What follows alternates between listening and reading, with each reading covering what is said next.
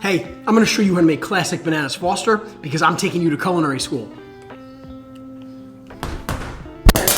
This recipe makes 3 bananas worth, and I'll show you a little trick to cutting these. You'll see people cut these all different ways, maybe big large chunks. I typically like to cut these into small coins. I'll peel off 2 sections, then I can hold this by the remaining peel and use a butter knife or a dull knife to cut my banana right into my container. Then, like every recipe we do, mise en place is essential here. So I have all of our bananas cut. This just means we're gonna bring all of our ingredients over to the stove together so we don't have to leave the stove once we start cooking. About a 1/4 cup of butter, about 2/3 of a cup of brown sugar, and traditionally this would be a 1/4 cup of rum, but whiskey is delicious, scotch is delicious, brandy is delicious. Use whatever you like. Ooh, and don't forget, we're gonna need a little bit of cinnamon. Then in a pan over low heat, we're gonna melt our butter. Once your butter is melted, add your brown sugar.